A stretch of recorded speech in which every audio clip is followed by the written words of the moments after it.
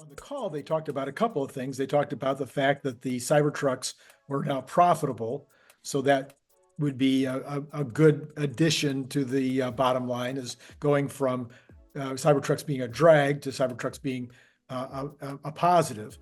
I guess they would still be a drag to the extent that they're not probably at 20% yet. And then they mentioned freight, and that can be a big one. And my guess is they'll continue to beat that one down because they'll probably start using more and more of their own trucks. But the two that I never hear anybody talk, well, I hear people talking about the first of these two, but not the second. One is the FSD take rate can be massive in term, because this is an addition to revenues that has almost no cost of goods. And so you have a very large, you can sometimes, if somebody buys FSD that a year after they purchase the car, you're getting almost as much profit, maybe more profit from that FSD purchase than you did from the car. And so we know that the take rate is going up and probably will continue to go up. So this should be a major impact. Yeah. Yeah, all of those are true. On the logistics side, remember there's an inbound and an outbound. And one of the things that Tesla drives is increased localization around their factories. So when they stand up a factory, there's a time phase in terms of when you stand up a factory, can you get, all of your supply locally sourced? Think about a grocery store and how they try to drive local sourcing as well, especially for produce and things like that. We'll just put that same thing to a factory. So when they stand up a factory, what they do is they draw supply from the most recent and lowest cost stable factory and supply-based footprint. Then over time, they continue this localization trend of getting more and more of the supply local. That cuts down on inbound freight dramatically. And of course, there's a push-pull on that. Sometimes the local source can't, even with freight, can't get you the right pricing.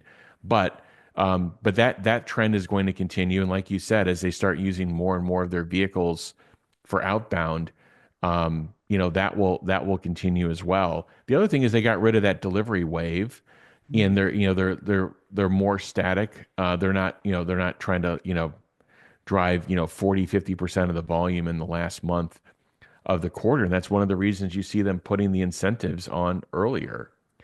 And this is a big shot in the bear thesis of these massive interest rate incentives put on.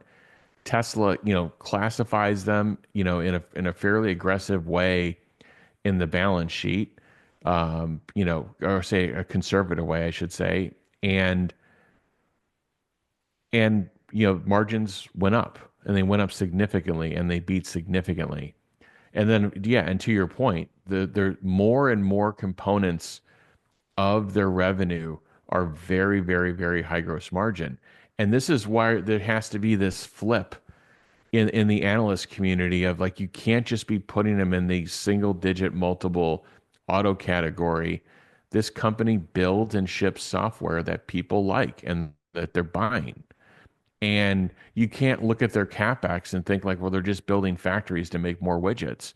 No, they're actually building AI factories to output, data and to train these systems so that these vehicles on the road can do inference and drive themselves, and that people will pay for it. So Tesla's just this whole thing of the product is the factory, statement they made a couple of years ago.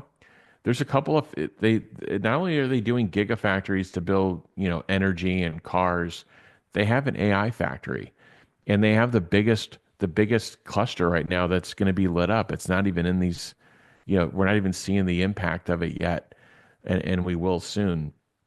So yeah, they're redefining, to your point, Randy, of where margins and revenue come from, and that's why you can't put them in one category.